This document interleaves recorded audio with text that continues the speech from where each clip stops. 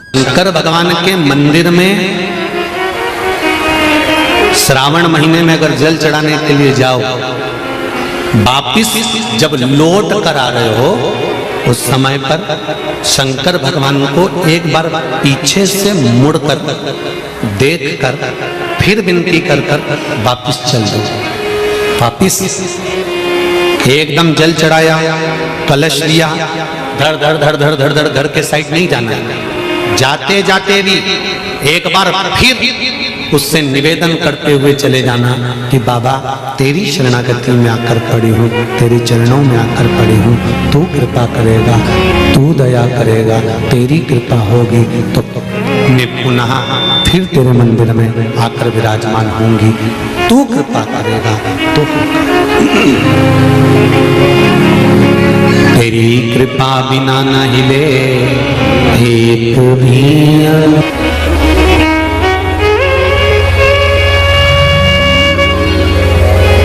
और तेरी कृपा नहीं होगी तो मैं यहां आ भी नहीं सकता। ये तेरी करुणा से मैं यहां पहुंची हूं, तेरी दया से मैं यहां आया हूं और तेरे बल पर यहां पहुंचा,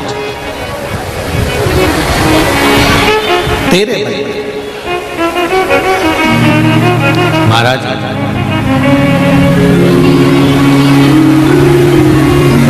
शिवलिंग का निर्माण करा, पूजन करी, आराधना करी। शंकर भगवान सामने आकर प्रकट हो गए, देवाधिदेव महादेव आकर सम्मुख में प्रकट हो गए। और जैसे ही श्रावण के पहले दिन से जो आराधना करते करते करते करते करते करते करते करते भगवान शंकर का पावन अवसर आया, शिव जी प्रकट होकर कहते हैं, अरे सुयशा, जब तेरा पति नंदी मेरे साथ में रहता है, सुयशा तेरा पति नंदी मेरे साथ में विराजमान है, मेरे साथ रह रहा है, तो तूने किस कामना से मेरी आराधना करी? कामना क्या है? उनको बढ़ा दो भाई, कामना क्या है ये?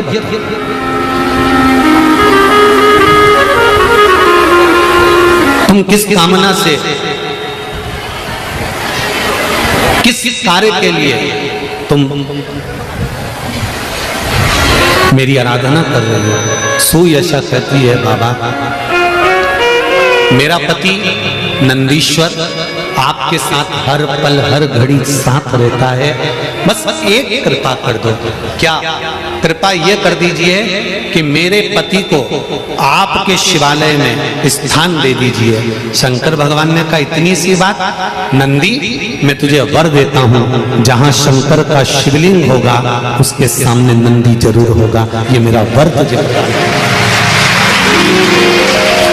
श्रावण के महीने में चढ़ाया गया जल कभी खाली नहीं जाता, जी जी याद रखना।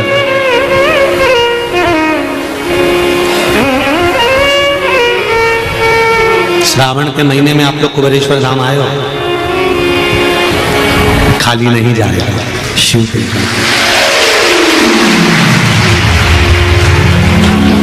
एक लोटा जल भरकर आपने कुबेरेश्वर बाबा को चढ़ाया है, एक लोटा जल भरकर आपने कंकर शंकर को समर्पित करा है, एक लोटा जल भरकर भगवान शंकर को समर्पित कर कर जा रहे हो, तो ये अंदाजा लगा कर रखना कि खाली नहीं जाएगा। इसका नाम कुबेरेश्वर महादेव है। शमी के 5 पत्ते, बेलपत्री के 5 पत्ते, बेर के 5 पत्ते, क्या क्या चीज है जरा जम के बोलो। शमी के 5 पत्ते, बेर के 5 पत्ते और बेलपत्री के 5 पत्ते। महाराज श्रावण महीने की दोनों अष्टमियों में से कोई भी अष्टमी, ये भी जरूरी नहीं है कि सोमवार की ही अष्टमी थी। श्रावण महीने की दोनों अष्टमियों में से कोई भी अष्टमी को बेर के पत्ते पर लाल चंदन, बेलपत्री के पत्ते पर पीला चंदन, शमी के पत्र पर केवल कोई चंदन लगाने की जरूरत नहीं, सादा केवल एकदम कुछ भी उसमें लगाकर नहीं, सिंपल। पहले लाल चंदन वाले पत्ते, फिर बेलपत्री के पत्ते, फिर शमी के पत्ते शिवलिंग के ऊपर समर्पित कर कर उसको उठाकर वापस लाकर बेलपत्री के पेड़ के नीचे ही एक लोटा जल समर्पित कर कर पहले पत्ते चढ़ा देंगे, फिर लोटा भर जल समर्पित कर देंगे। उसी चढ़े हुए पत्तों में से 5 बेलपत्र को लेकर अपने घर जा गया और अवधूतेश्वर महादेव, कौन से महादेव? अवधूतेश्वर महादेव। ये अवधूतेश्वर महादेव कौन से हैं? आपको कथा में कई बार वर्णन करा गया है। शंकर भगवान को क्रोध आया, ब्रह्मा जी ने क्रोध को लिया, समुद्र में डाला।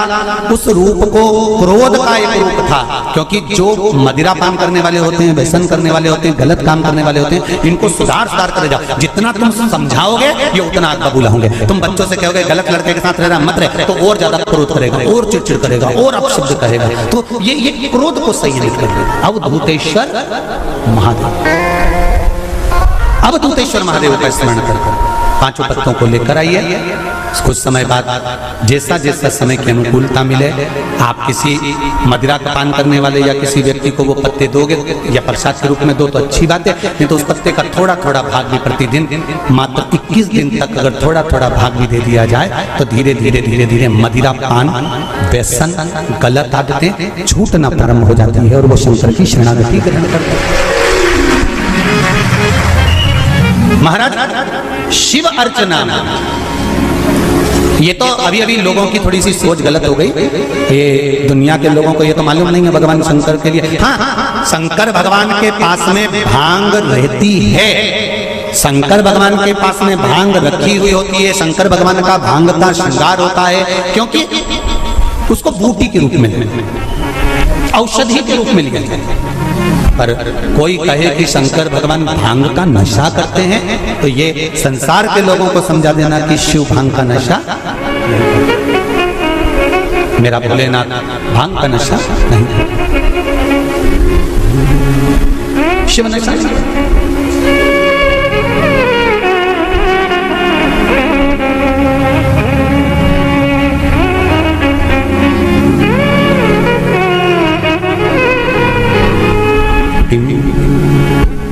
महाराज शिव भांग का नशा, शंकर औघड़ी, मेरा भोलेनाथ औघड़ दानी, और मेरा शिव जब औघड़ी, मेरा शंकर जब भोलेनाथ औघड़ी, जितनी वस्तुओं को धारण करता है ये सब औषधि के रूप में प्रयोग में, सब औषधि। महाराज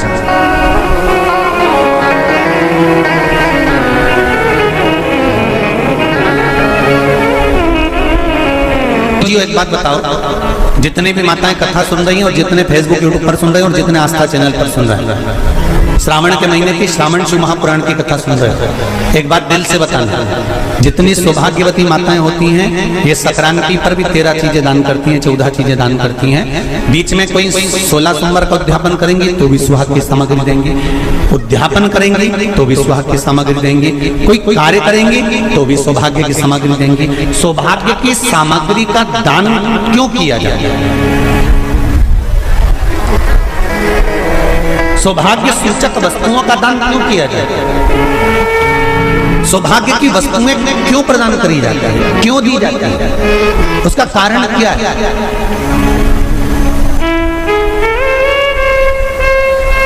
क्यों देते हैं? महाराज भारत की भूमि की सौभाग्यवती माताओं का एक मन की अभिलाषा रहती है, भारत की भूमि की माताओं की एक अभिलाषा रहती है कि जब उसके प्राण छूटे तो अखंड सौभाग्य धारण करके पति के कंधे पर और पुत्र के कंधे पर शमशान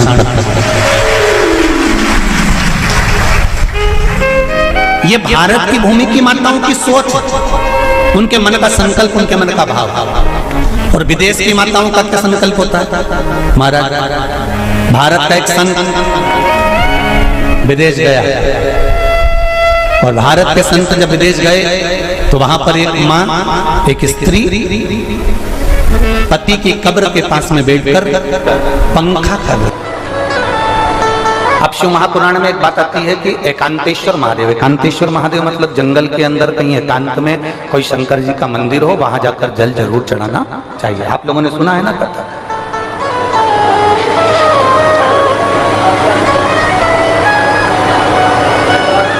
वहां जल जरूर चढ़ाना चाहिए।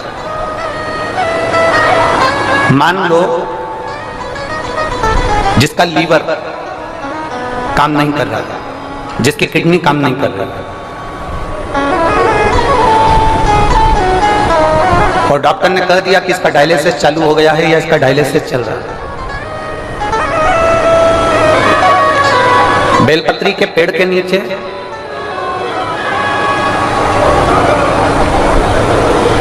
एक पात्र में गंगा जल रख लीजिए, एक कटोरी के अंदर एक पात्र में गंगा जल रख लीजिए, और उसमें 7 बेलपत्र उस गंगा जल के अंदर, ये जो बेलपत्र हैं 7 बेलपत्र गंगा जल के अंदर, ये 2 पत्ती उस कटोरी के अंदर नहीं जाना चाहिए, बस उसमें से एक पत्ती उस गंगा जल के अंदर जा। बहुत सावधानी से सुनिएगा, एक पत्ती उस गंगा जल के अंदर। इस तरह की वीडियो के लिए हमारे चैनल को लाइक, शेयर और सब्सक्राइब करना ना भूलें। धन्यवाद।